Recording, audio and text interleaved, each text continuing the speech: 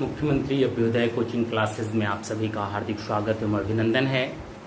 हम लोगों ने पिछली क्लास में जो बात की उसमें हम लोगों ने देखा कि पाषाण युग और मानव की उत्पत्ति से कैसे पाषाण युग तक आए, और उसमें पाषाण युग में भी 3 चरण देखे, पूरा पाषाण, मध्य पाषाण और नवपाषाण। पूरा पाषाण में भी उच्च, मध्य और निम्न पूरा पाषाण, ठीक है।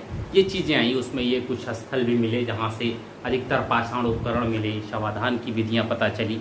और धीरे धीरे जब हम मध्य पाषाण तक आते हैं तो ये देखते हैं कि उस मध्य पाषाण काल तक कृषि, अस्थायी निवास और अग्नि का आविष्कार हो चुका है। अगर अग्नि का आविष्कार हो गया है तो स्वाभाविक है व्यक्ति कुछ न कुछ तो प्रयोग करता रहता है हमेशा, और उस प्रयोग के ही क्रम में मानव ने पका हुआ मांस खाना शुरू किया। जैसे अभी भी स्थिति ये है कि मानव का जो लीवर है वो कच्चे मांस को भी पचा सकता है, पके हुए मांस को भी पचा सकता है, अनाजों को भी पचा सकता है, घास फूस भी खा करके आदमी पचा सकता है। एक इकलौता ऐसा है जो पचाने की क्षमता रखते हैं, हर चीज़ पचाते हैं। तो ये चीज़ यहाँ है। आज की जो क्लास होगी हम लोगों की वो उसके बाद कांस्य युगीन और पाषाण, जिसमें दोनों चीजें आती हैं, उसकी बात करेंगे हम लोग। पहली नगरीय सभ्यता है भारतीय उपमहाद्वीप की, ठीक है। और सभ्यता, इसको नाम दिया गया सैंधव सभ्यता,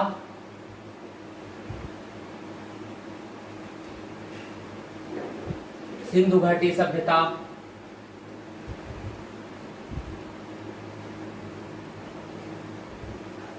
इत्यादि। और भी कुछ नाम है लेकिन मूलतः यही कहते हैं। हड़प्पा सभ्यता,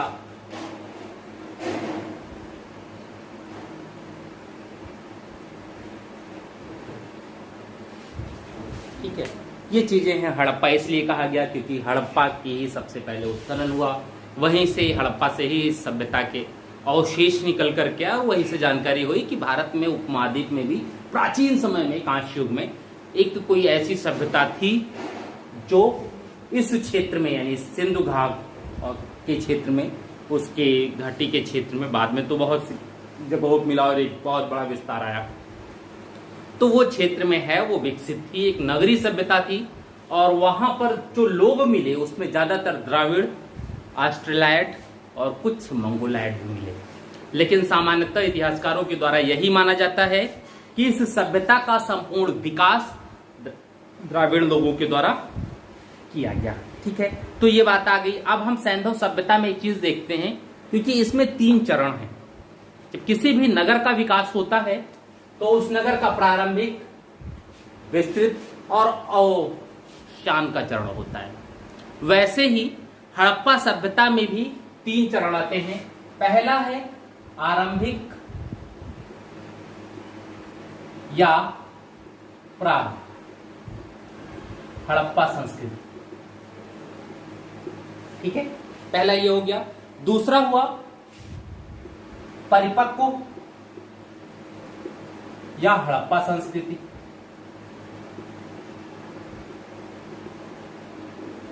ठीक। तीसरा है, देखिए पहला क्या हुआ, आरंभिक या प्राग हड़प्पा, यानी कि इस टाइम पीरियड में हड़प्पा संस्कृति विकसित हो रही थी, ठीक है। दूसरा परिपक्व या हड़प्पा, यानी यह ऐसी टाइम पीरियड है जिस समय हड़प्पा सभ्यता अपने पूर्ण चरम पर है, यानी अपने पूर्ण विकास के क्रम में। लास्ट क्या है, उत्तर हड़प्पा सभ्यता, उत्तर हड़प्पा, ठीक है। यानी ऐसा जिसमें वो पतन की ओर अग्रसर है, क्योंकि हड़प्पा संस्कृति के पतन में भी कई कारक जिम्मेदार हुए। बहुत सी चीजें मानी गई, बहुत जगह माना गया, बाढ़ हुआ, बाढ़ की वजह से गाद जम गया, बहुत अग्नि का माना गया, बहुत सा आर्यों के आक्रमण माना, बहुत सी चीजें आई हैं उसमें। तो कुछ न कुछ रीजन जरूर रहा होगा, कुछ न कुछ नगर, कुछ न कुछ स्थान, कुछ गांव इत्यादि जो भी इनके रहे होंगे, नगर बस्तियां, वो कहीं न कहीं किसी न किसी रीजन से तो खत्म हुई।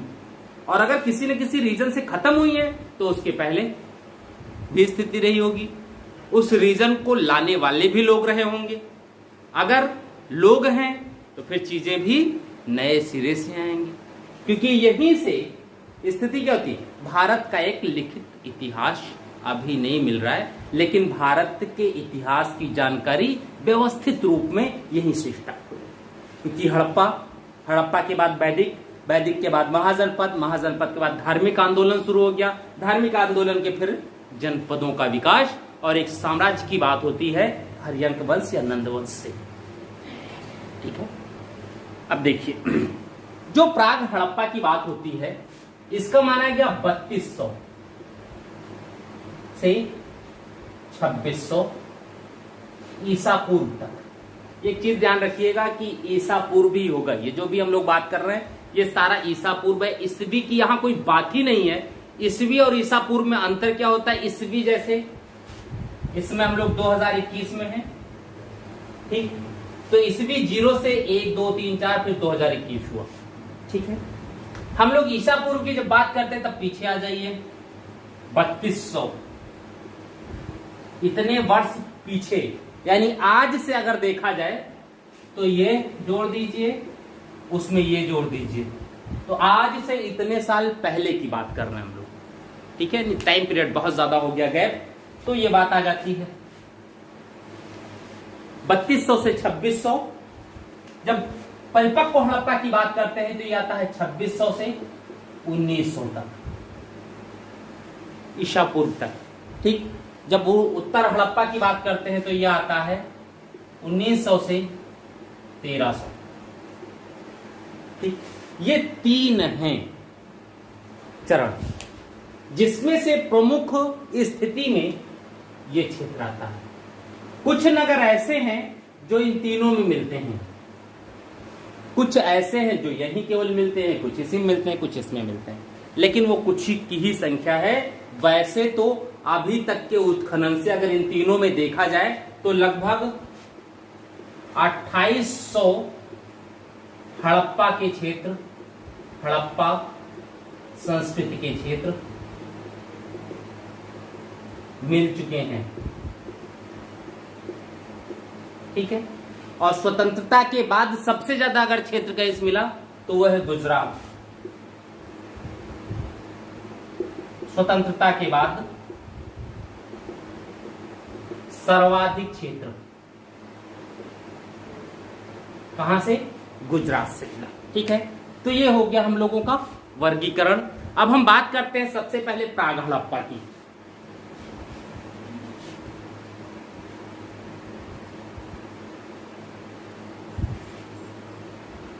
प्राग हड़प्पा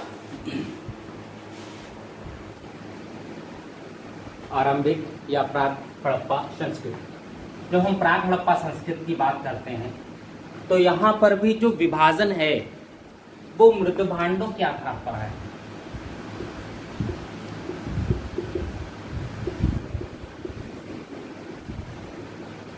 देखिए, संस्कृत का विभाजन मृत भांडों के आधार पर किया गया है, और इन विभाजन में कुछ ऐसे क्षेत्र हैं जिनको उल्लेख हम कर सकते हैं, जैसे क्वेटा,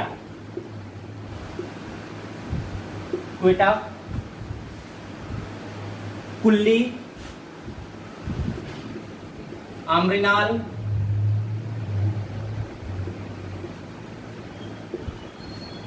क्वेटा, कुल्ली, आम्रनाल, जाब, सोथी इत्यादि, जाब, सोथी इत्यादि। ठीक है, ये क्षेत्र हैं जहां से मृदभांड मिले हैं। अब इसमें क्वेटा से का एक स्थान है टोगाऊ। ठीक है, क्वेटा से टोगाऊ मृदभांड प्राप्ति हुई है। क्वेटा से, क्वेटा पड़ता कहाँ है, एकदम अफगानिस्तान और पाकिस्तान का बॉर्डर है। ठीक है, वहीं जाब से लाल मृदभांड मिला।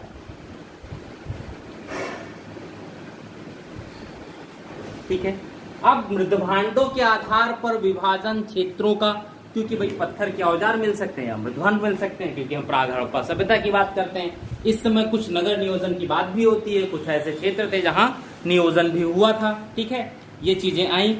अब देखिए, कुछ नगर ऐसे हैं जहां से प्राग हड़प्पा सभ्यता के अवशेष या किसी भी प्रकार का कोई औजार या मृदभांड नहीं मिला है। ऐसे में कौन कौन से? लोथल, आलमगीरपुर,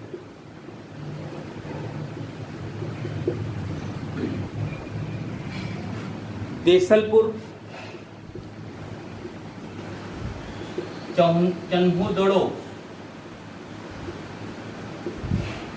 लोथल, आलमगीरपुर, देसलपुर, चन्हुदड़ो और रोपड़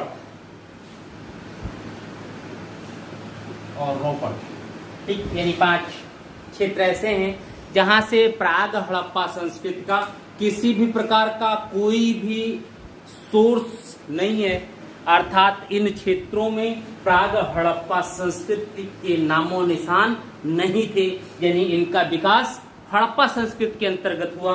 उत्तर हड़प्पा संस्कृति के अवशेष इनमें मिले हुए हैं। ठीक है, चलिए आगे देखते हैं हम लोग। अब प्राग सैंधव क्षेत्र जो है,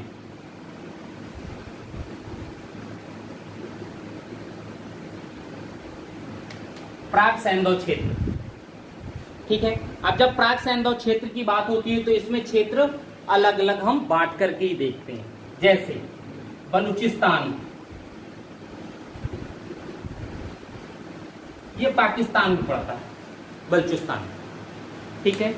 बलूचिस्तान और सिंध, ये दोनों क्षेत्र ऐसे हैं यहाँ बलूच जनजाति रहती हैं। ये दोनों पाकिस्तान की शासन प्रणाली के खिलाफ कभी कभी विद्रोह करते रहते हैं, क्योंकि जब आज़ाद भारत नहीं हुआ था उस समय ये जो दो क्षेत्र हैं इनमें काफ़ी मुस्लिम बहुसंख्यक ऐसे थे जो अपने आप को भारत के साथ मिलाना चाहते थे, पाकिस्तान के साथ नहीं। लेकिन सांप्रदायिकता के विकास ने, यहाँ पर वोटिंग जो हुआ जनमत संग्रह इत्यादि में जो कराया गया सिंध इत्यादि में, उसमें इतनी ज़्यादा धांधली हुई कि अंततः इनका भी निर्णय पाकिस्तान के साथ मिलने का दिखाया गया। खान अब्दुल गफ्फार खान वही देख रहे थे यहाँ पर, ठीक है। चलिए बलूचिस्तान क्षेत्र में कौन कौन से थे? जैसे झाब, क्वेटा। कोशिश करें कि हम लोग इसमें सब नगर को न करें उल्लेख, क्योंकि सबको अगर हम लोग कर लेंगे तो फिर दिक्कत होगी, ठीक है। कुल्ली, मेहरगढ़, मेहरगढ़ की बात हम लोग कल कर चुके हैं। सबसे पहले यहाँ क्या मिला? गेहूं, ठीक है। और किली गुल मोहम्मद,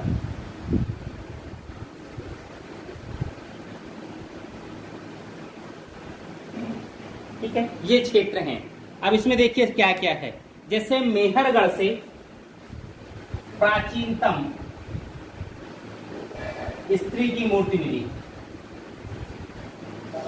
मेहरगढ़ से सबसे पुरानी स्त्री की मूर्ति मिली है, ठीक है। जैसे एक स्थल इसमें आता है मेही, मेही एक स्थल है मेही, शायद नीचे दिखाई नहीं पड़ेगा तो उसको हम लोग ऊपर कर लें।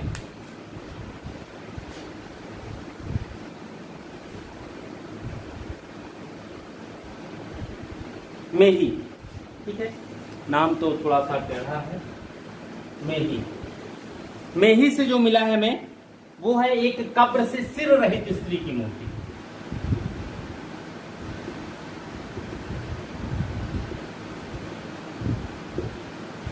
सिर रहित स्त्री की मूर्ति मिली है। अब समस्या ये है, आकृति युक्त ताम्र दर्पण है ये, ठीक है, लेकिन समस्या ये है कि सिर रहित कैसे हो सकता था? होता रहा होगा, ठीक है। जैसे कुल्ली, कहते हैं कुल्ली से जो मृदभांड मिले हैं वो अत्यधिक अलंकृत हैं।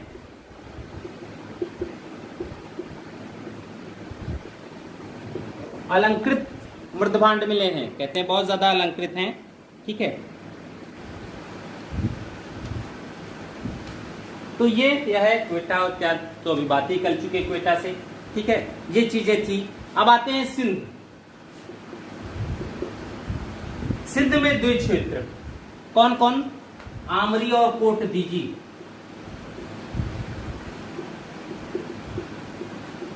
आमरी और कोट दीजी ये दो क्षेत्र हैं, कहां के? सिंध क्षेत्र के, ठीक, आमरी और कोट दीजी। जब हम आमरी की बात करते हैं तो यहां से गैंडे का एकमात्र स्रोत मिला है, ठीक है, गैंडे का, आमरी से गैंडे की हड्डियां मिली हैं।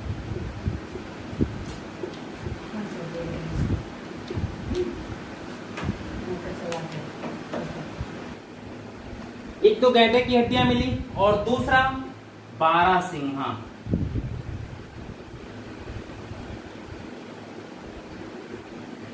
बारहसिंघा तो जानते ही होंगे भाई, ठीक है, हिरन का एक वो है, बारहसिंघा का प्रमाण मिलता है आमरी से। अब आते हैं कोटदीजी। कोटदीजी से देखिए क्या है, यहां से बहुत सी चीजें मिली कोटदीजी से। इसका जो उत्खनन है वो फजल अहमद ने करवाया था, ठीक है। अब यहां से जो मिला है, पहली चीज है किलेबंदी। किलेबंदी का साक्ष्य मिला है, किलेबंदी, ठीक है, हाँ ठीक है, ठीक है, किलेबंदी का साक्ष्य मिला है। सुनियोजित सड़कें मिली हैं, सड़कें मिली हैं, नालियां मिली हैं, यानी नगर रहा होगा। सुनियोजित सड़क और नालियों का मतलब है पानी निकास की प्रणाली, अर्थात यह कहीं न कहीं नगर रहा होगा। नालियों के साथ साथ स्थिति क्या है, सुनियोजित मकान। जैसे जब कोई प्लाटिंग व्लाटिंग या कोई नगर बसाए जाते हैं तो वहां क्या होता है, सरकार के द्वारा या प्रशासन जो भी है उसके द्वारा वहां पर प्लाटिंग काटी जाती है, सड़कें बनाई जाती हैं, सड़कों के किनारे बीच में नाली बनाई जाती है ताकि निकास विकास की पूरी व्यवस्था हो सके। तो वो चीजें यहाँ ऑलरेडी मिली हैं सोर्स में, अर्थात कोटदीजी प्राग हड़प्पा सभ्यता का नगर रहा होगा, ठीक है। अब यहां से और भी बहुत सी चीजें मिली हैं।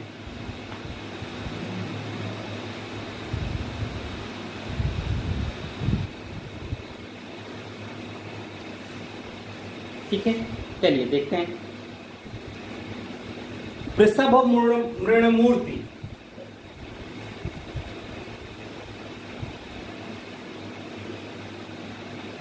अर्थात बैल, बैल की मिट्टी की मूर्ति मिली है, ठीक। कांसे की चूड़ियां मिली हैं। अब बात आ गई कांसा, ठीक। कांसा बनता कैसे है, तांबा और टिन के प्रयोग से, यानी प्राग हड़प्पा सभ्यता में कांसे के प्रयोग की वजह से सोर्स तो कांसे का मिला, उसका मतलब है तांबे से भी परिचित थे। तो अगर लोग तांबे से परिचित हैं और टिन से भी परिचित हैं तो दोनों को मिक्स करके वो कांसा प्रयोग कर रहे थे, यानी ये कांस्ययुगीन सभ्यता हो गई, ठीक है। अब जब कोई कोटदीजी की बात करते तो ये कहा जाता है कि इसका जो पतन हुआ, विनाश हुआ, वो दो भयंकर अग्निकांडों के कारण हुआ। अग्निकांड यानी जल गए, पूरा पूरा नगरे जल गया, आग लग गई। तो दो भयंकर अग्निकांडों के कारण कोटदीजी का विनाश हुआ। यहां से जो मृदभांड मिले,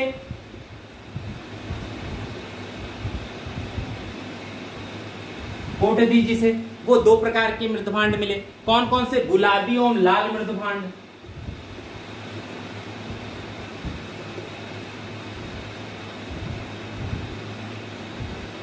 ठीक है, गुलाबी और लाल मृदभांड मिले, ठीक है। तो ये चीजें हुई, अंततः अग्निकांड के कारण कोटदीजी का विनाश हुआ। अब हम लोग बात करते हैं भारत में कौन कौन से प्राग हड़प्पाई स्थल थे।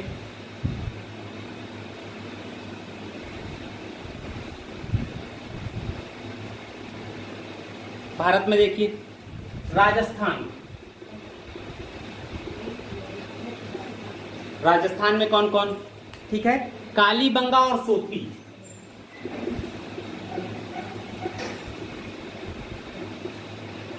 कालीबंगा और सोथी, ठीक है। पंजाब, पंजाब भाई ये कालीबंगा इंपॉर्टेंट है, यहां से देखना पड़ेगा, ठीक है। पंजाब में हरियाणा बड़ावली, हरियाणा बड़ावली है ना, बड़ावली, ठीक है। राखीगढ़ी कुड़ाल,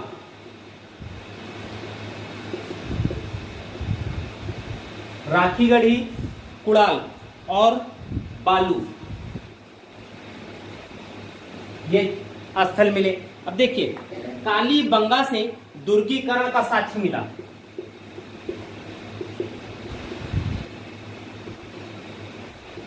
कालीबंगा से दुर्गीकरण का साक्ष्य मिला है, ठीक है। दूसरी चीज, कालीबंगा की जो बस्ती है, इसकी बसावट जो थी वो समानांतर चतुर्भुज की तरह है।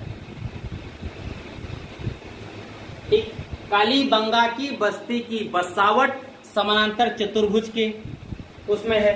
तंदूर का साक्ष्य मिलता है यहाँ के मकानों के अंदर से, यानी किचन में तंदूर बनता रहा होगा, ठीक है। दूसरी चीज, कालीबंगा से जौ की खेती का साक्ष्य मिलता है, जौ की खेती का साक्ष्य मिलता है, ठीक है। ये है चीजें यहां से। अब हम बात करते हैं हड़प्पा की, ठीक है, यानी हड़प्पा या सैंधव संस्कृत की बात होती है, ठीक है। नेक्स्ट बात अब हम लोग सैंधव सभ्यता की करेंगे, यानी 2600 ईसा पूर्व से लेकर के 1900 ईसा पूर्व के मध्य उस सभ्यता की बात जो दक्षिण एशिया में पूर्ण विकसित अवस्था में एक नगरीय सभ्यता थी, ठीक है। तो अब इसमें हम लोग बात करते हैं सैंधव सभ्यता की, दक्षिण एशिया की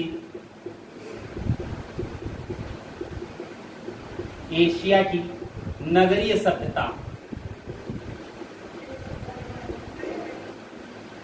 दक्षिण एशिया की नगरीय सभ्यता है ये, और एकमात्र पहली नगरीय सभ्यता है, ये भी ध्यान रखिए, पहली नगरीय सभ्यता है। इसके बाद तो बहुत सी नगरीकरण आए भी, नगरीकरण क्रांति भी हुई, नगरीय क्रांति भी हुई, लेकिन यह नगरीय सभ्यता थी। इसके बाद जब आते हैं तो पता चला कि उनकी नगरीय सभ्यता नहीं बल्कि कृषि प्रधान अर्थव्यवस्था, नगर नहीं हुए। लेकिन जब 1000 ईसा पूर्व के आसपास लोहे का आविष्कार हुआ तो धीरे धीरे साम्राज्य, जन्म, जनपद और साम्राज्य, ठीक है, उसका निर्माण, और फिर हम लोग देखते हैं कि उसके बाद धीरे धीरे नगरों का उत्थान प्रारंभ होता है जनपद के रूप में, ठीक है।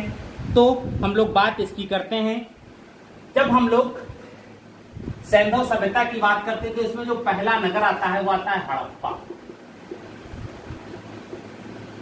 क्योंकि सबसे पहले हड़प्पा से ही इस नगर के अवशेष प्राप्त किए गए, ठीक है। हड़प्पा, ठीक है। दूसरी चीज इसमें गार्डन चाइल्ड, गार्डन बच्चा, गार्डन चाइल्ड नहीं, प्रथम नगरीय क्रांति कहा है।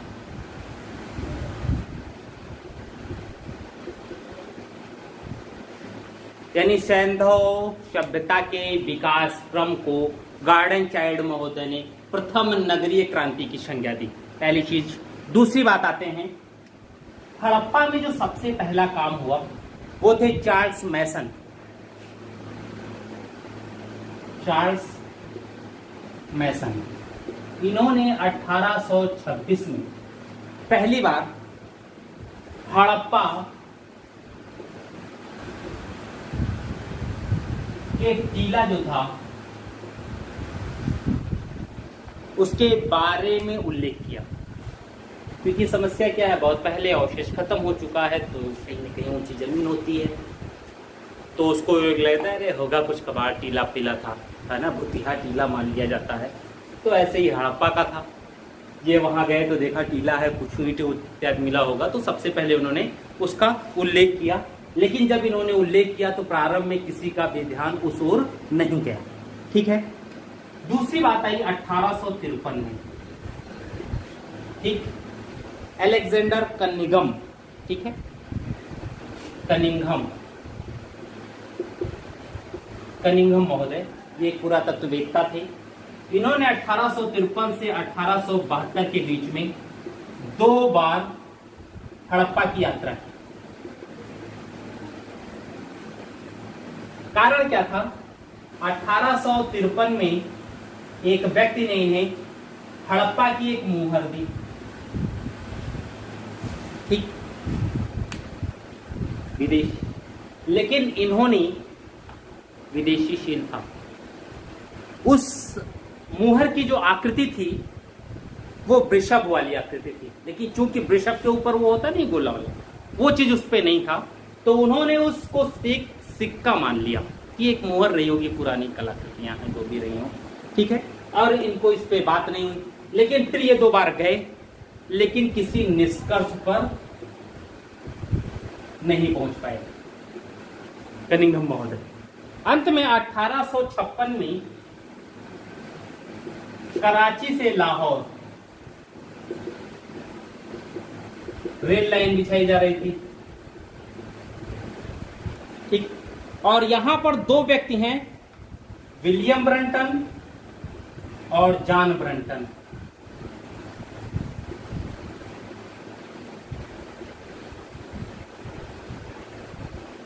ये 2 व्यक्ति। अब होता क्या है, जब रेल लाइन बिछाई जाती है तो उसमें पत्थर के टुकड़े भी काफी पड़ते हैं, तो इन दोनों लोगों ने क्या किया कि बगल में ही हड़प्पा वाला टीला था, यहां से पकी हुई ईंटें काफी मात्रा में थी, तो इन्होंने इन ईंटों का टुकड़ा जो है इसमें प्रयोग कर दिया, रेल लाइन में काफी मात्रा तक प्रयोग किया। लेकिन बाद में इसकी भी बात नहीं होती है, और अंततः 1921 में दयाराम शाहनी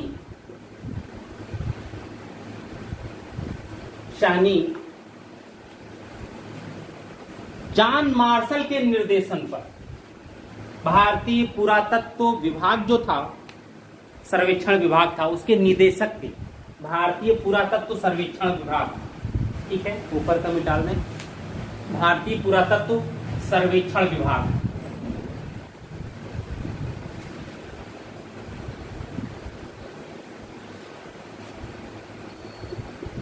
भारतीय पुरातत्व सर्वेक्षण विभाग, लॉर्ड कर्जन के समय इसका हुआ था, ठीक है।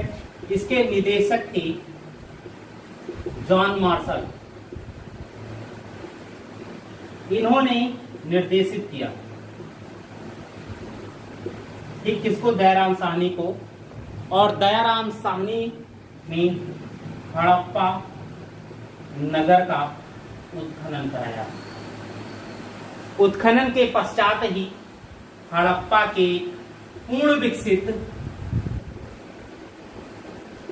नगरीय साक्ष्य प्राप्त होता है, अर्थात जॉन मार्शल के निर्देशन में दयाराम साहनी के द्वारा हड़प्पा का उत्खनन करवाया गया, ठीक है। अगले वर्ष ही 1922 में 1922 में राखलदास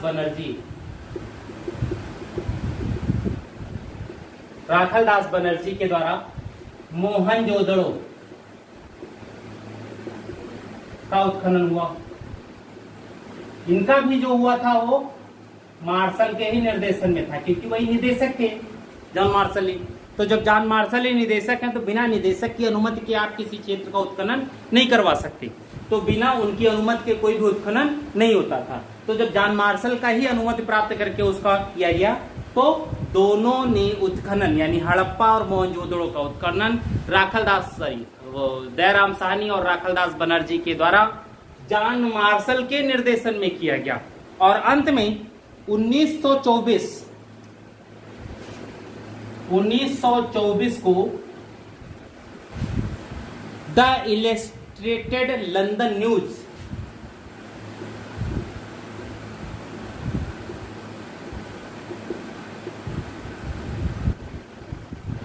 इस पत्र में मार्शल के लेख का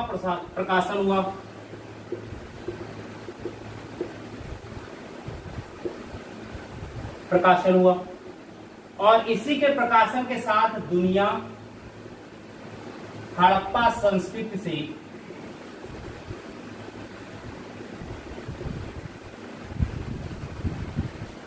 जानकारी प्राप्त हुई उसको हड़प्पा संस्कृति में, कि भारत में भी कोई ऐसी संस्कृति थी जो इतनी विकसित थी। जबकि 1924 तक मार्शल महोदय इन दोनों क्षेत्रों का दौरा नहीं किया था। अंत में 1926 में मार्शल महोदय हड़प्पा और मोहनजोदड़ो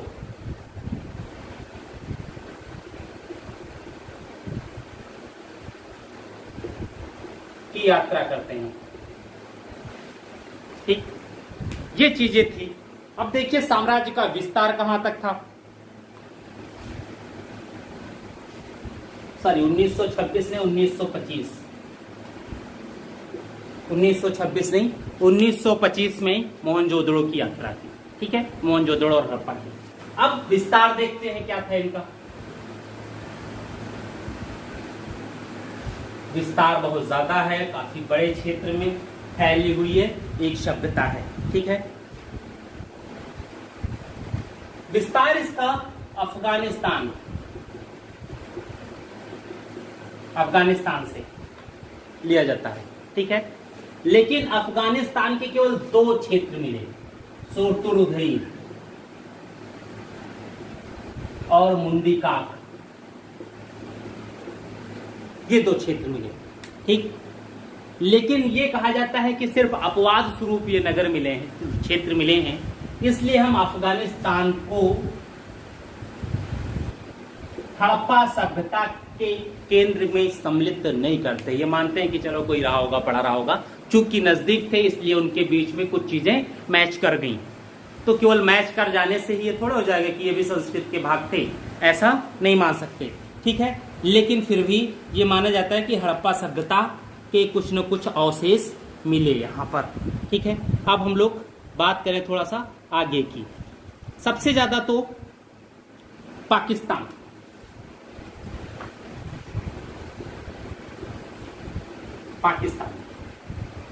ये माना जाता है कि नहरों के अवशेष जो हैं वो अफगानिस्तान में ही मिले थे। सबसे पहले शुष्क कृषि, ड्राई फार्मिंग, उसका यहीं पर सोर्स मिलता है कि वहां पर ऐसी चीजें होती थी।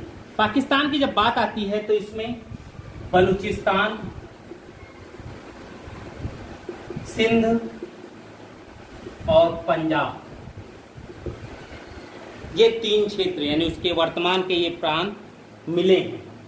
ठीक है, इन क्षेत्रों में, अब इन क्षेत्रों में अगर वो चीजें मिल रही हैं तो ये देखिए कि बलूचिस्तान के प्रांत में कौन कौन से क्षेत्र रहे होंगे। ठीक, अब बलूचिस्तान में सुत कागेंडोर,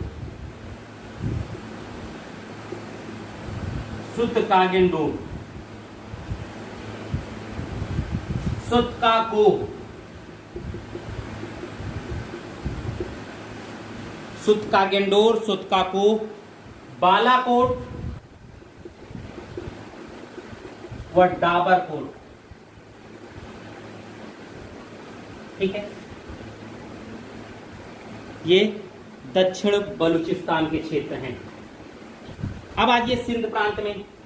तो जब सिंध प्रांत में आते हैं तो यहां इस सभ्यता के अच्छे खासे अवशेष मिलते हैं।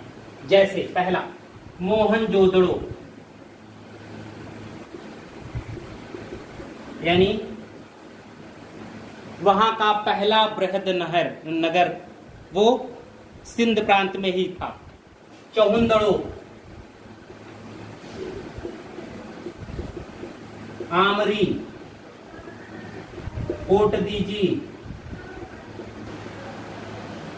चौहंदड़ो, आमरी, कोटदीजी, अली मुराद इत्यादि। ठीक है, ये क्षेत्र हैं। पंजाब प्रांत की जब बात आती है तो देखिए यहां पर भी जो उनके प्रमुख नगर हैं वो यही मिले। हड़प्पा, डेरा इस्माइल खान, हड़प्पा, डेरा इस्माइल खान, रहमान ढेरी, गुमला इत्यादि और बहुत से क्षेत्र हैं। ठीक है, ये क्षेत्र यहां पर मिले। अब वर्तमान जब भारत की बात की जाती, भाई पहले तो जो सब भरते हम रहे। ठीक है, अब जब वर्तमान भारत की हम लोग बात करते हैं तो उसमें और भी क्षेत्र आएंगे। अब देखिए वर्तमान भारत में कौन कौन से क्षेत्र होंगे, प्रांत वाइज देखा जाए।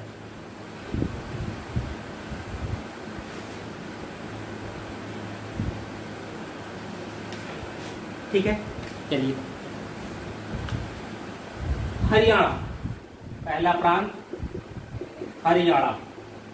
कई क्षेत्र है हरियाणा में भी। ठीक, पहला राखीगढ़ी,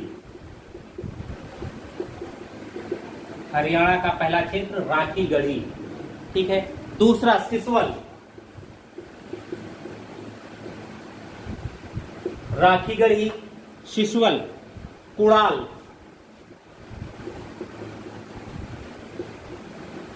वड़ावली, कुड़ाल, वड़ावली, मिताथल,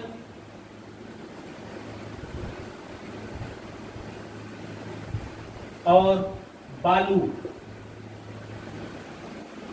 ये हरियाणा के क्षेत्र हैं। पंजाब, ठीक है, पंजाब में देखिए रूपनगर, पंजाब में रूपनगर, इस रूपनगर को ही हम लोग रोपड़ कहते हैं, रूपनगर या रोपड़। कोटला निहंग खान,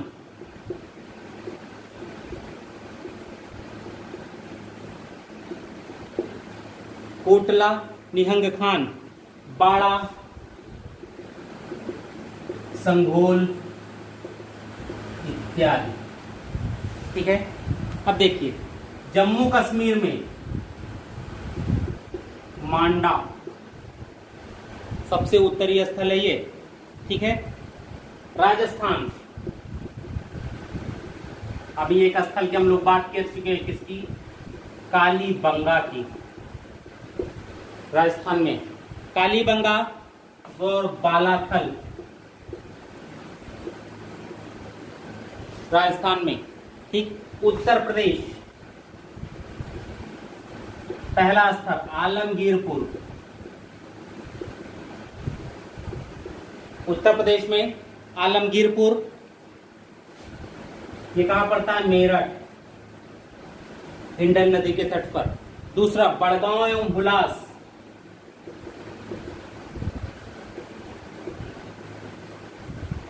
बड़गांव व हुलास, ये पड़ता है सहारनपुर में। इसके अलावा मांडी, मुजफ्फरनगर। ठीक है, ये क्षेत्र हैं। अब बात हम लोग थोड़ा सा इन क्षेत्रों पर कर लें, फिर थोड़ा सा और आगे बढ़ते हैं। ठीक है,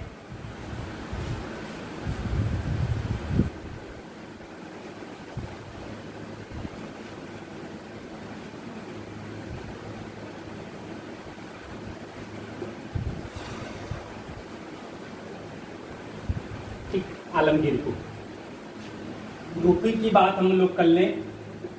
आलमगीरपुर कहाँ स्थित, मेरठ, इस नदी के तट पर हिंडन नदी के तट पर। ठीक, और यह है हड़प्पा सभ्यता या सिंधु सैंधव सभ्यता का सबसे पूर्वी स्थल है। इसके बाद जो है कोई स्थल नहीं मिला। ठीक है, काफी बड़े क्षेत्र में विकसित है और ये चीजें हैं। ठीक है, बड़गांव एवं हुलास, वह हुलास ये परवर्ती हड़प्पा स्थल है। ठीक है, दूसरा है मांडी नगर, मांडी, यहां से सर्वाधिक स्वर्ण सिक्का मिला है। समस्या ये बात आती है कि यहां से स्वर्ण सिक्के तो मिले और बहुत ज्यादा मात्रा में मिले हैं। तो पहला तो एक प्रश्न होता है, क्या यहां टकसाल था? हो सकता है सिक्के के उत्पादन का टकसाल रहा हो। अब प्रश्न ये उठता है कि यह जो टकसाल के या स्वर्ण सिक्के हैं, यह क्या हड़प्पा के ही हैं या हड़प्पा से इतर बात के तो नहीं है? ठीक है, तो जो भी हो, ये माना जाता है कि उस टाइम के ही हैं और अनुमान पुरातत्वविदों ने ये किया है कि यहाँ पर टकसाल रहा होगा। बागपत जिले में एक सुनौली है, शनौली, ठीक है। यहां से 125 मानव समाधान मिलता है, 125 मानव समाधान। 300 वाला कब्र भी मिला है। क्या सामूहिक दफन क्रिया होती थी? 2-2, 3-3 लोगों की एक कब्र में किया जाता था। 2 तांबे के तलवार मिले हैं।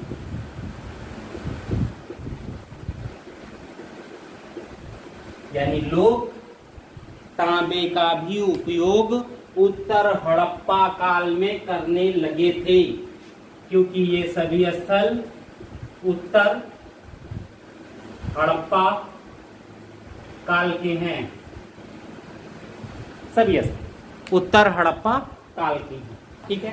आलमगीरपुर हड़प्पा स्थल है, हड़प्पा काल का है और विकसित क्षेत्र था, ठीक है।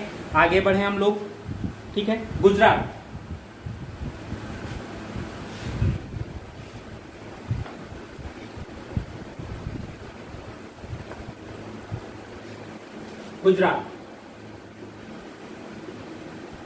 हम लोग अभी बात कर रहे थे कि स्वतंत्रता के पश्चात सर्वाधिक हड़प्पा स्थल जो मिले हैं वो गुजरात से मिल रहे हैं, ठीक है। सर्वाधिक स्थल गुजरात से उत्खनन किए गए, ठीक है। कहते हैं गुजरात में परिपक्व हड़प्पा चरण के 18 स्थल तथा उत्तर हड़प्पा चरण के 120 स्थल ज्ञात हो चुके हैं। यहां में परिपक्व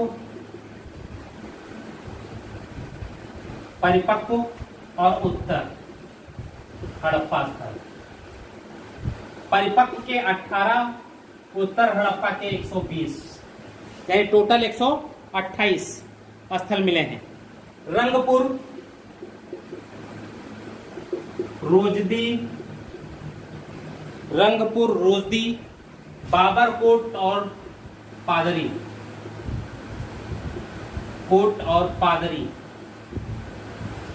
ठीक है। ये हड़प्पोत्तर स्थल हैं, यानी यहां के स्थल। रोजदी से हाथी का अवशेष, यानी उस समय भी हाथी रहे होंगे भाई, क्यों नहीं रहेंगे, ठीक है। हाथी के अवशेष मिले हैं। खरवी एक स्थल पड़ता है यहाँ पे गुजरात में,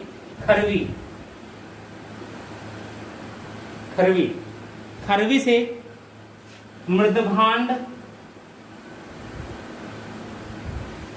यानी मिट्टी के बर्तन व तांबे के आभूषण,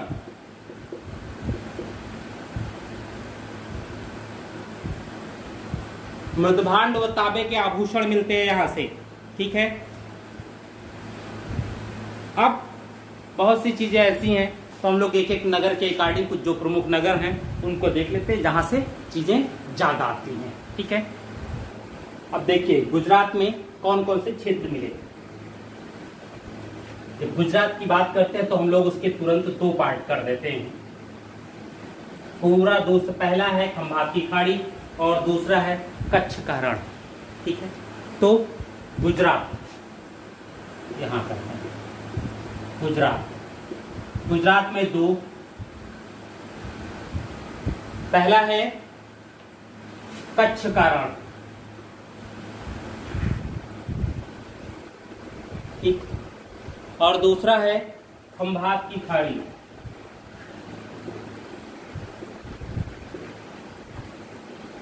अब देखिए कच्छ के रण में कौन कौन से क्षेत्र मिले। यहां मिला धौलावीरा, दूसरा मिला सुरकोतड़ा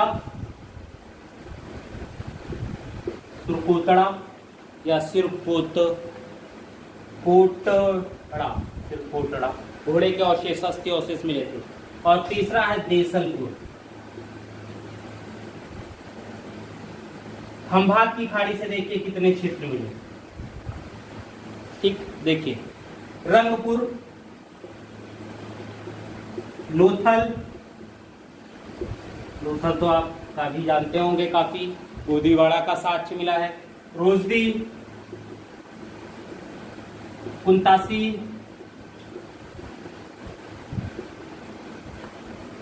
नागेश्वर, प्रभास पाटन,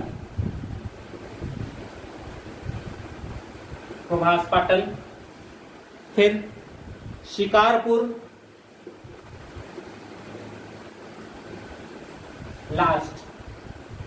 लास्ट है भोगन्नार। ये क्षेत्र हैं प्रमुख, ठीक है। कहां से? गुजरात से, यानी गुजरात से भी क्षेत्रों की संख्या, ऑलरेडी गुजरात से सबसे ज्यादा जब क्षेत्र ही मिले हैं तो उनकी संख्या तो ज्यादा रहेगी।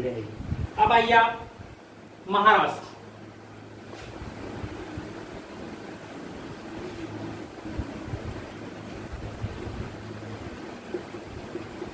महाराष्ट्र, जब महाराष्ट्र की बात होती है तो महाराष्ट्र में एक स्थल है दायमाबाद, दायमाबाद या इसको दयमाबाद, दोनों का, ठीक है, उल्लेख मिलता है।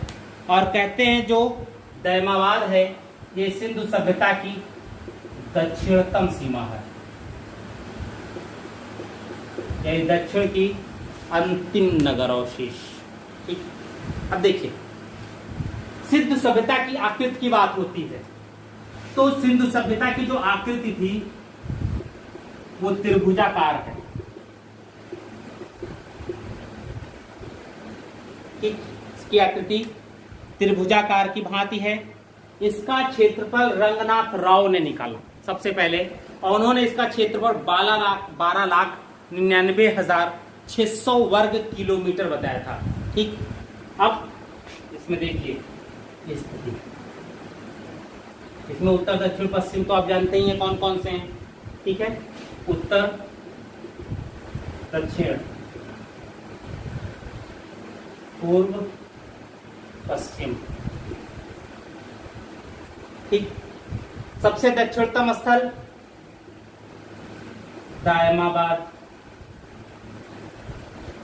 सबसे पूर्व का स्थल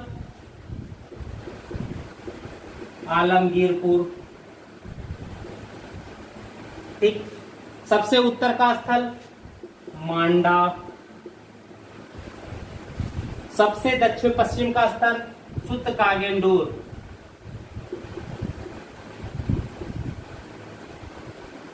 ठीक है, ये चीज आया। अब पूर्व से पश्चिम की जो दूरी है वो है 1600 किलोमीटर, ठीक। उत्तर से दक्षिण की जो दूरी है वो है 1400 किलोमीटर, ठीक है। तो ये स्थिति है। अभी तक के विषय में कहा जाता है कि लगभग 2800 हड़प्पाकालीन स्थल की जानकारी हो चुकी है। कुछ परिपक्व हैं, कुछ हड़प्पा स्थल वो उत्तर हड़प्पा काल के हैं, कुछ प्राग हड़प्पा काल के हैं, ठीक है। लेकिन कुछ ऐसा स्थल ऐसे हैं जो तीनों कालों का प्रतिनिधित्व करते हैं। इस पे पूछा भी जाता है कि तीनों कालों का प्रतिनिधित्व करने वाले हड़प्पा स्थल कौन कौन से हैं, या निम्न में से तीनों कालों का प्रतिनिधित्व करने वाला हड़प्पा स्थल कौन सा है, ठीक है। जैसे सुरकोटड़ा, सुरकोटड़ा, मांडा, राखीगढ़ी, मांडा, राखीगढ़ी, धौलावीरा, वो बड़ावली,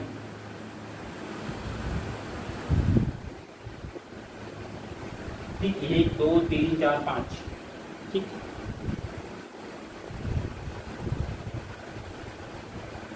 ठीक है, ये हैं जो सभी काल का प्रतिनिधित्व करते हैं, ठीक है। केवल 7 नगरीय क्षेत्र हैं जिन्हें ये कहा जाता है कि नगर है। 5 स्थल ऐसे जो तीनों काल का प्रतिनिधित्व करते हैं, हड़प्पा, उत्तर हड़प्पा और प्राग हड़प्पा का, ठीक है। अब 7 नगर कौन कौन से हैं? हड़प्पा, मोहनजोदड़ो, सबसे पहले इन्हीं का उत्खनन हुआ। हड़प्पा, मोहनजोदड़ो, चौहंदड़ो,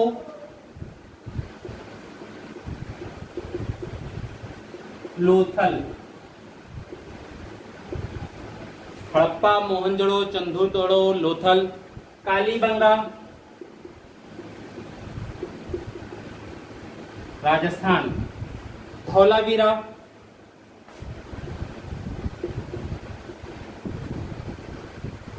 व बनावली। 7, ये 7 नगर क्षेत्र हैं। ठीक है, ये चीजें आई। अब हम लोग क्या करें कि जो क्षेत्र हैं उनमें से कुछ का क्या क्या मिला, क्या सोर्स मिला, क्योंकि प्रश्न जो आता है वो इन्हीं से आता है। ठीक है, उस पर हम लोग बात कर लें, या कुछ पहले फैक्ट देखा जाए क्या है।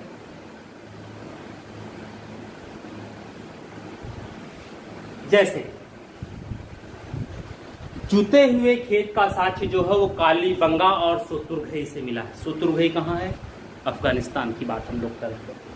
ठीक है, मुंडीकाप और शत्रुघ्न।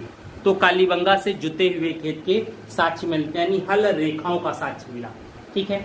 दूसरा, अल्लादीनों और मोहनजोदड़ो से सोने की वस्तुएं भारी संख्या में प्राप्त हुई हैं, लेकिन अर्थात सोना उस समय प्रयोग किया जाता था।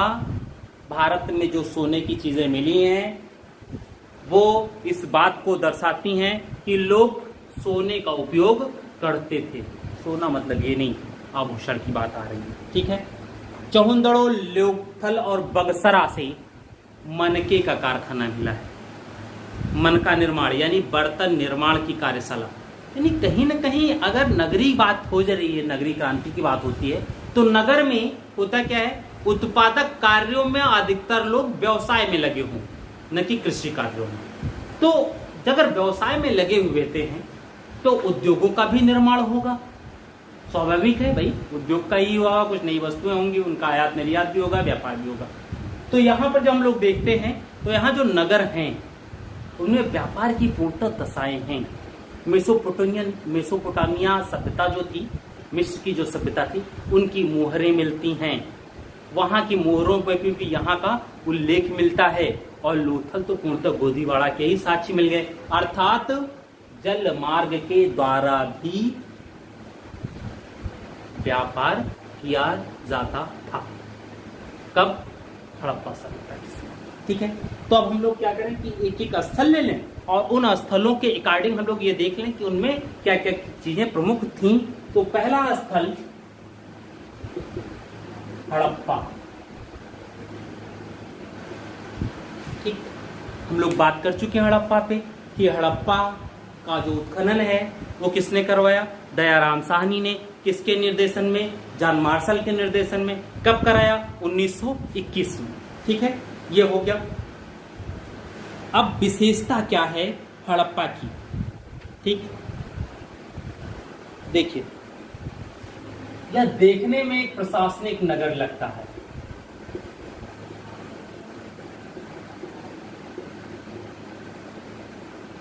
भाई दिल्ली का उत्खनन होगा तो प्रशासनिक नगर तो लगेगा ही, वहां राष्ट्रपति भवन मिलेगा, संसद भवन मिलेगा, सभा भवन जिसको कह सकते हैं, वो सारी चीजें मिलेंगी। तो यहां पर भी ये है।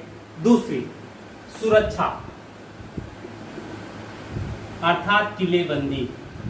उस समय वही होता था, किलेबंदी है कि व्यापक व्यवस्था है। किलेबंदी की व्यापक व्यवस्था की गई है। ठीक, अब देखिए, हड़प्पा नगर में 2 दरवाजे थे, एक उत्तर और पश्चिम।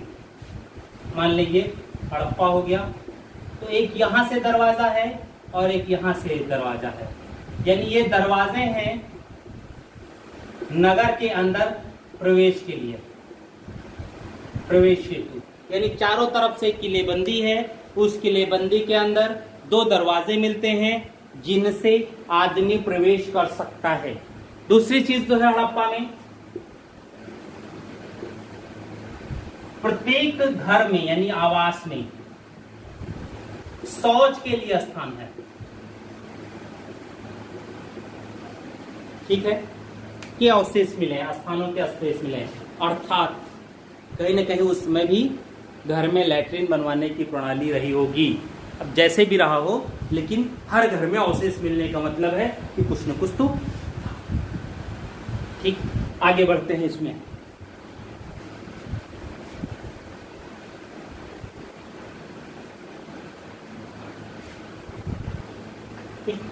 इसे तोरण द्वार का नगर भी कहते हैं।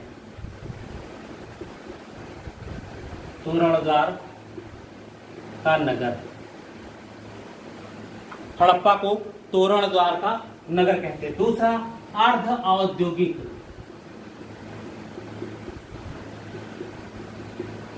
औद्योगिक नगर की संज्ञा दी जाती है। दूसरा, पिग्गट,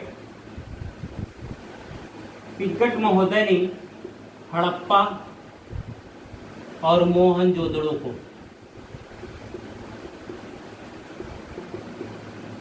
पिग्गट महोदय ने हड़प्पा और मोहनजोदड़ो को सिंधु सभ्यता की जुड़वा राजधानी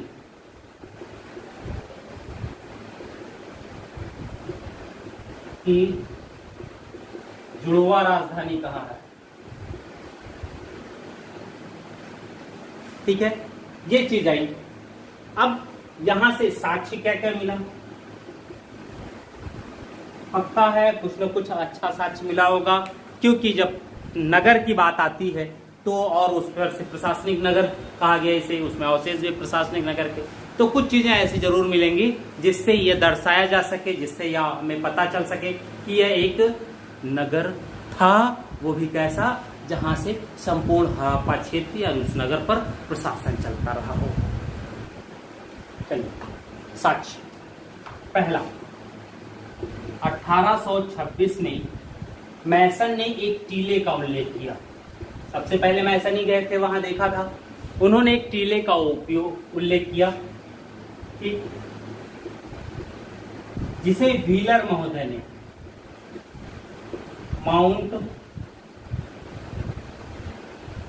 माउंट एबी कहा है। ठीक, माउंट एबी कहा। दूसरा, एक दूसरा टीला मिला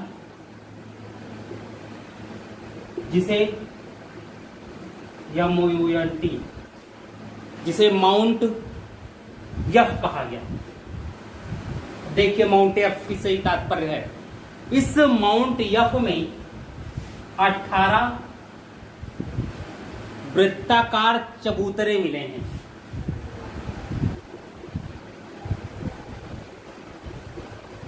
चबूतरा मिला पहला। दूसरा, श्रमिक आवास मिला। ठीक है, श्रमिक आवास मिला है। और 6-6 के रो में, 6-6 के क्रम में, ठीक है, 2 पंक्तियों में अन्नागार मिले हैं। 2 पंक्तियों में अन्नागार मिला है। यहीं से ओखली तो जानते ही हैं, ओखली और पहरुआ 2 चीजें पहले चलती थी, यानी एक ओखली होती थी जिसमें बीच में गड्ढा होता था और डंडा एक ठोकने वाला। ठीक है, ओखली मिली है। लेकिन जैसे गांवों में जो लोग ओखली बनवाते थे, वो बहुत जगह लकड़ी की बनती थी, ताकि इतनी ऊंचाई रहती थी, आदमी कुर्सी बैठ जाए और उसके बाद पहरुआ मारने लगे। ठीक है, वो एक कहावत भी है ना, जब ओखली में सिर दे दिए हो तो मूसर क्यों गिने कि कितने पड़े। ठीक है, तो ओखली के साक्ष्य मिले हैं। और इस ओखली में गेहूं और जौ,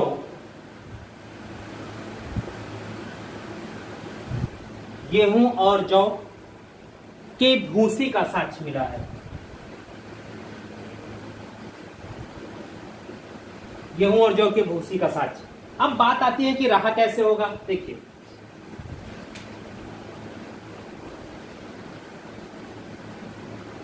माउंट यफ की हम लोग बात कर रहे हैं।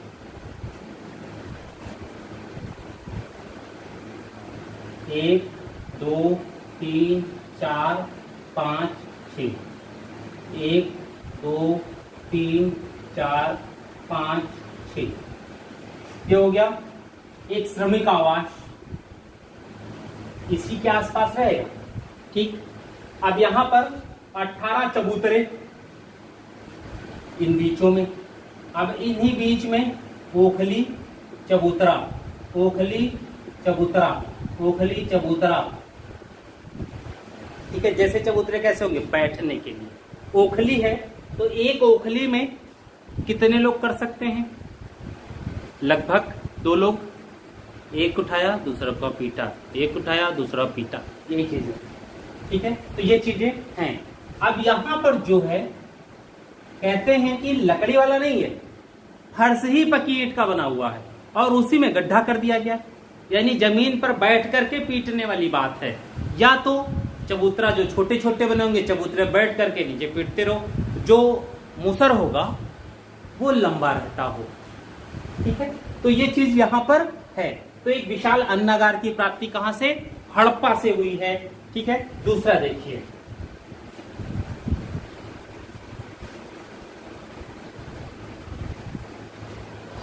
R37, R37, ठीक है, या इसको HR भी कहते हैं, R37 या HR,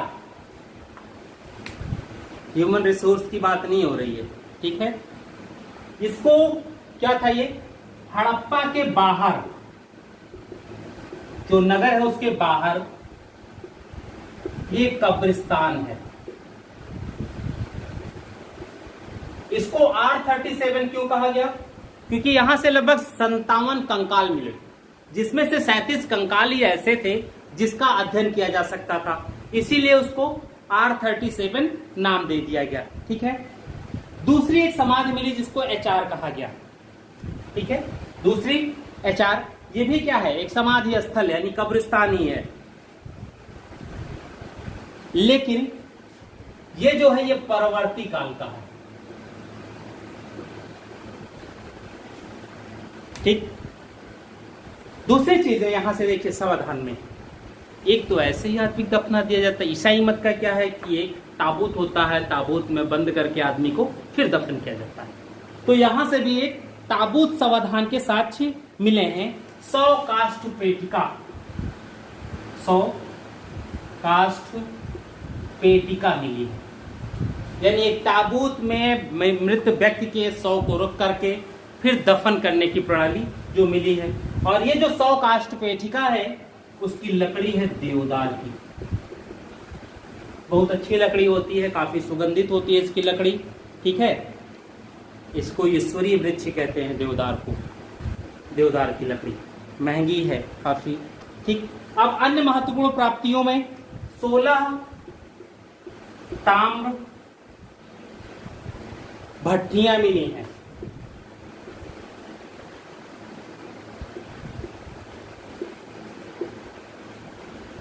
यानी तांबे की भट्टी मिली है, तांबे की भट्टियां। ठीक है, तांबे की इक्का गाड़ी मिला है,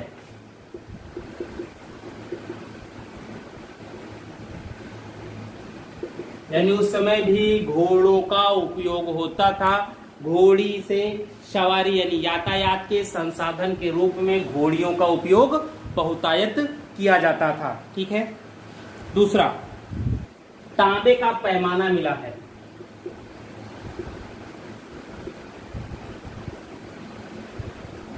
तांबे की मानव आकृति मिली है, तांबे की ताबीज मिली, यानी जादू मंत्र टोना टोटका ये सब भी उस समय थे। ठीक है, गठिया रोग होने के भी साक्ष्य यहीं से मिलते हैं।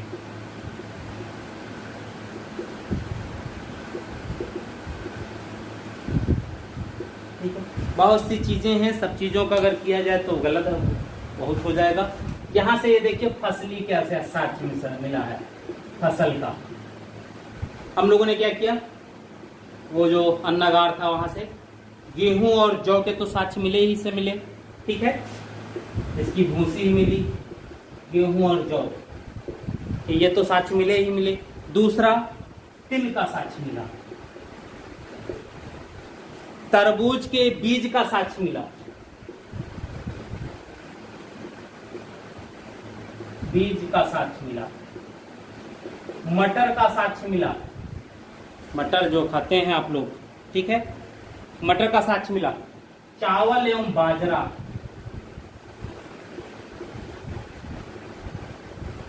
चावल एवं बाजरा के साक्ष्य मिले हैं, ठीक है। तो ये ऐसे फसल हैं जो वहां से प्राप्त किए गए।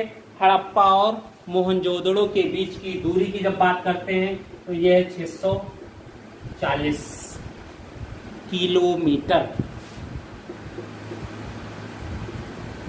640 किलोमीटर, यानी एक नगर से दूसरे नगर के बीच में दूरी इतनी है। ठीक वैसे ही जैसे आधुनिक समय में दिल्ली और मुंबई की दूरी हो, शायद कुछ ज़्यादा हो, इससे है भी 1000 से ज़्यादा हो जा रही है, ठीक है। तो उसमें हड़प्पा नगर है, उसका क्षेत्रफल भी शायद आज से कम रहा होगा। आगे बढ़े हम लोग, दूसरे नगर पर आते हैं, मोहनजोदड़ो।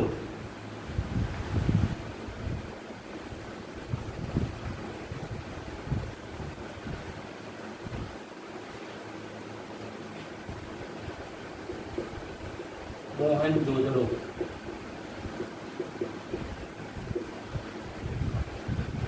मोहनजोदड़ो मोहनजोदड़ो सिंधु नदी, वो रावी नदी, ये सिंधु, ठीक है, सिंधु नदी के तट पर स्थित है। ये कहाँ? सिंध के लड़काना जिले में। उत्खनन किसने कराया? 1922 में राखलदास बनर्जी के द्वारा उत्खनन किया गया, ठीक है। ये चीज थी, राखलदास बनर्जी भी जॉन मार्शल के ही अंतर्गत अधीन निर्देशन में ही उत्खनन कार्य किया। अब समस्या इसकी बात है कि मोहनजोदड़ो के विषय में, इसको कहते हैं, ये देखने में आध्यात्मिक नगर जैसा हमें लगता है।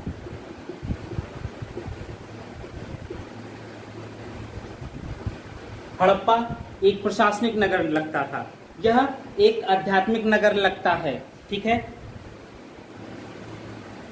इसके विषय में ये कहते हैं कि यह कच्ची ईंटों के चबूतरे पर निर्मित, ठीक है।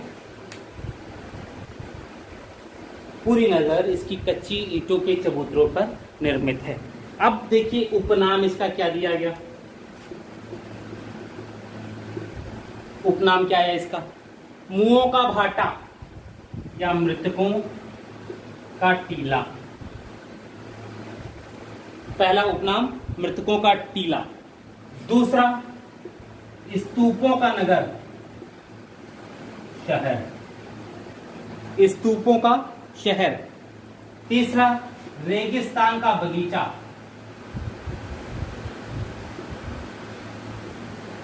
रेगिस्तान का बगीचा या सिंध का बाग, या सिंध का बाग,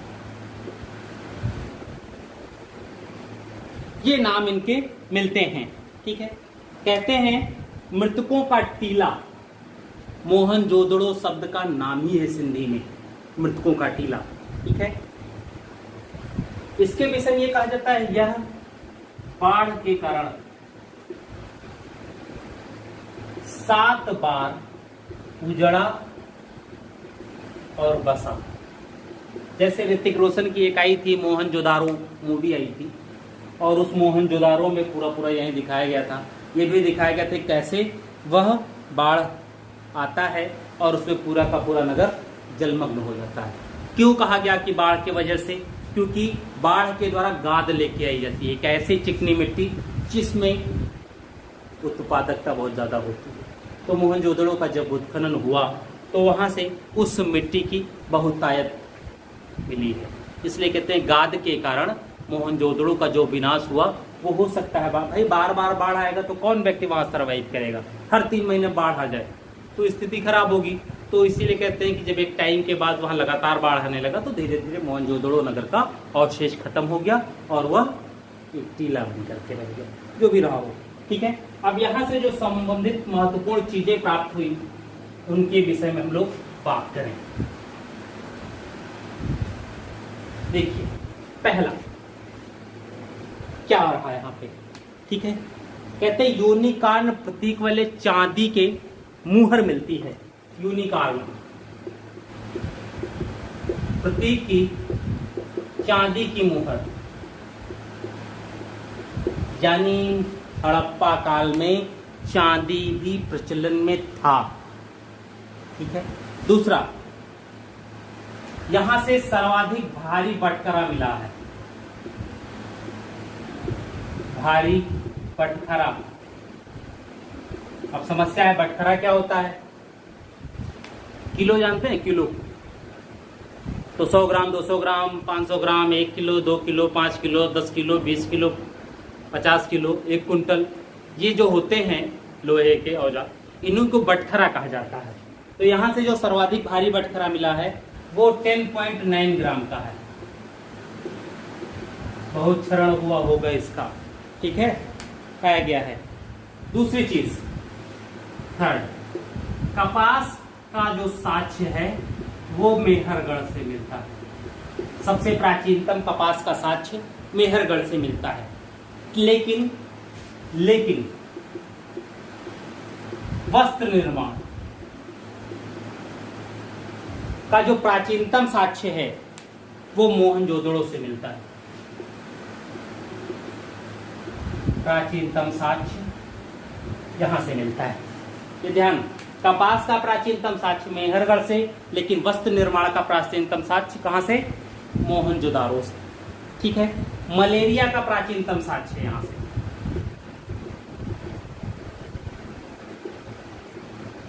प्राचीनतम साक्ष्य मिला। ठीक, अब देखिए यहां से और क्या मिला। वाटर प्रूफिंग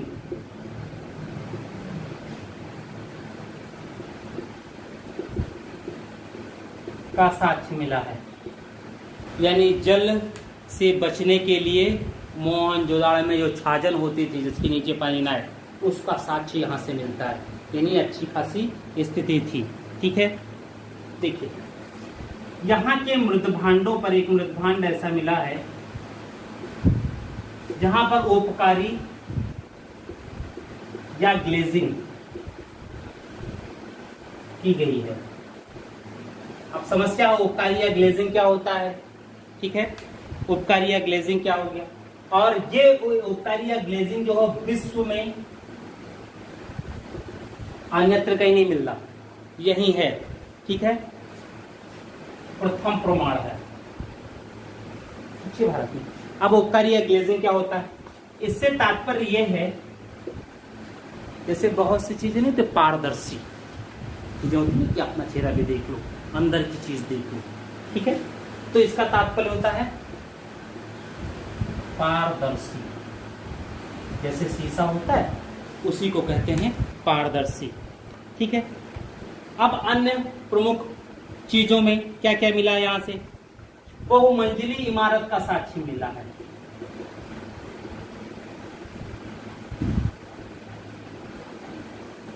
यहाँ एक मकान है, उसके ऊपर भी मकान के साक्ष्य मिले हैं, यानी 2 मंजिले मकान के साक्ष्य मिले हैं। पुरोहित आवास का साक्ष्य मिलता है।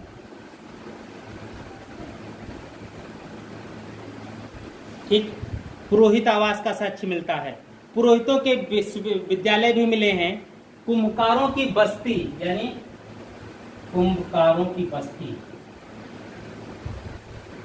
यानी बर्तन निर्माण के क्षेत्र मिले हैं। निकालते हैं कितनी जगह।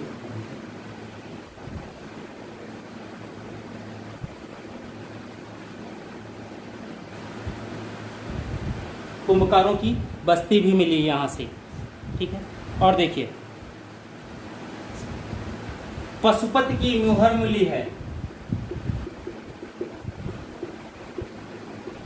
एक ऐसी मुहर है जिसमें में पद्मासन की मुद्रा में बैठे हुए एक हल्की सी खिसखिसी दाढ़े हुए रखे हुए एक मूर्ति मिली है, उस पर चित्र बना हुआ है। उसको उस समय पशुपति की उससे करते हैं कि शिव जी का है, उस समय पूजा होती थी। इसलिए माना जाता है कि मोहनजोदड़ो के उसमें हड़प्पा संस्कृति में शिव जी की पूजा होती थी। बृहद स्नानागार मिला है, यहीं से बृहद स्नानागार भी मिला है। ठीक है। दूसरा, मोहनजोदड़ो से कब्रिस्तान का साक्ष्य नहीं मिला।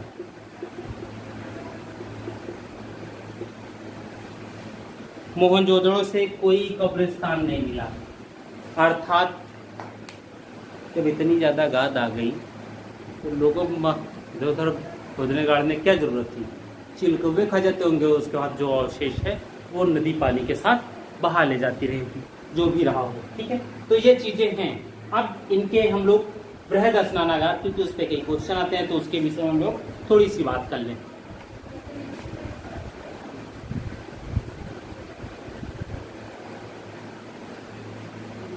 देखिए बृहद स्नानागार की स्थिति क्या है। एक तो आयताकार, ठीक है, उत्तर दक्षिण पूर्व पश्चिम। यहां पर एक कमरा होता था, इधर सीढ़ियां बनी हुई हैं दोनों साइड, ठीक है। जल निकासी की प्रणाली है ये, यहां से जल निकाला जाता था। एक यहां पर कमरा है जिसके अंदर एक कुआं है, शायद इसी कुएं से इसमें जल भरा जाता रहा हो, उस कुएं से ही कुछ रहा होगा, नीचे से सोर्स कुछ लगाया गया होगा, उसी से जल भरने का काम किया जाता था। एक तो वो चीज होगी। यहां से सीढ़ियों के द्वारा इसमें उतरा जाता था। और ये जो पूरा क्षेत्र है, ये जो मोहनजोदड़ो का किला भवन है, किला उसी के अंदर है, बाहर नहीं है, ठीक है। अब देखिए इसकी जो फर्श है वो पक्की ईंटों की बनी हुई है, ठीक, पक्की की ईंटों की बनी हुई है। और इन ईंटों की जो जुड़ाई है बिटुमिनस व जिप्सम से की गई। सोचिए उस समय टेक्नोलॉजी की स्थिति है, ठीक है। सीढ़ियां बनाई गई हैं उसमें उतरने के लिए। इनकी जो लंबाई चौड़ाई है वो है 14.5 मीटर, ठीक। क्या लंबाई इंटू चौड़ाई 7 मीटर इंटू गहराई 2.44 मीटर, 2.44 मीटर। लंबाई चौड़ाई गहराई, यानी ये 14.5, ये 7 और अंदर गहराई 2.44 मीटर। क्योंकि सीढ़ियों से उतर करके जाते थे, पानी की जितनी आवश्यकता होती थी उतना ही रखते थे। ज्यादा पानी चाहिए ज्यादा गहराई, कम चाहिए तो कम। पानी कुओं के द्वारा भरा जाता था। निकलने के लिए एक साइड में पश्चिम और दक्षिण के कोने पर वहां से पानी निकालने की भी पूरी व्यवस्था की गई थी और वहीं से पानी निकाल भी दिया जाता था, ठीक। अब दूसरी चीज, स्नानागार की जो छत है वो लकड़ी की बनी हुई थी।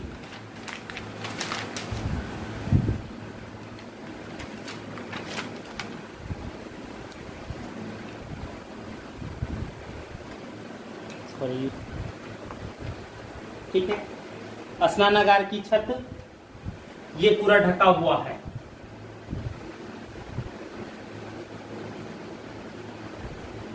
ये लकड़ी की है। अगर ढका हुआ है तो यानी बरसात भी अगर हो जाए तो कोई दिक्कत नहीं है। इसीलिए तो ये कहा गया ना कि यहाँ पर वाटर प्रूफिंग की व्यवस्था है। साक्ष्य मिलते हैं, यानी पूरा स्नानागार कवर्ड एरिया में था। यहाँ तक की भी साक्ष्य मिलते हैं। इधर कमरे बने हुए थे छोटे छोटे, ठीक है। सीढ़ियों से आप ऊपर जाइए तो ये पूरा ईंटे से जुड़ा हुआ है। कमरे हैं, कमरे में दरवाजे के साक्ष्य नहीं मिले हैं, अर्थात उन कमरों में महिलाएं जब स्नान करके जाती रही होंगी तो स्वाभाविक है वो कपड़ा बदलने की जगह रही होगी। चेंजिंग रूम, जैसे आप जाते हैं कभी माल वाल में तो वहां चेंजिंग रूम होता है, तो स्वाभाविक है वो चेंजिंग रूम रहा होगा। तो ये है कालीबंगा की स्थिति। कुछ चीजें और भी थी, कुछ चीजें नहीं भी रही होंगी, लेकिन जो भी चीजें हैं वो एक व्यवस्थित क्रम में है, अर्थात मोहनजोदड़ो और हड़प्पा दोनों एक व्यवस्थित नगर में आते हैं। जब हम लोग यहाँ बात करते तो देखिए यहाँ जो नगर नियोजन है वो काफी ज्यादा व्यवस्थित रूप में था। संपूर्ण प्रकार की हुई सड़कें, नाली, ठीक है, यहाँ तक कि नाली के जो साक्ष्य मिलते हैं वो बाकायदा गोल नाली साक्ष्य मिलते हैं, ठीक है, यानी कवर्ड नाली साक्ष्य मिल रहे हैं। पानी भी जो गिरता है वो भी इन नाली के बीच से ही निकल करके दूसरी नाली में फिर जुड़ जाते हैं, यानी ओपन नाली साक्ष्य नहीं है, नालियां भी जो है वो कवर्ड हैं। और अगर ये चीजें हैं तो उसको हम कैसे ये कह सकते हैं कि वो नगर नहीं रहा होगा, ठीक है। दूसरी चीज, सड़कें भी काफी चौड़ी हैं और सड़क जो मिलेगी वो भी 3 प्रकार की, एक की सबसे ज्यादा चौड़ाई, एक दूसरे की उससे कम चौड़ाई, तीसरे की उससे कम चौड़ाई, ठीक है। और जो है इससे भी छोड़ करके नगर घर आवास बने होते थे, यहाँ से छोड़ करके ये जो खाली है जगह इसी में नाली बने हैं और वहीं वृक्ष लगाए गए थे, यानी वृक्षारोपण के साक्ष्य हैं। अर्थात जैसे लखनऊ गोमती नगर बसा हुआ है उसी पूरे पैटर्न पर ये चीजें थी, ठीक है। तो आज तो समय लगभग हो चुका है, तो हम लोग जो बचा हुआ है हड़प्पा में वो नेक्स्ट क्लास में कर लेते हैं। आज के लिए बस इतना ही। मुख्यमंत्री अभ्युदय कोचिंग क्लासेस से जुड़ने के लिए आप सभी का बहुत बहुत धन्यवाद। Thank you.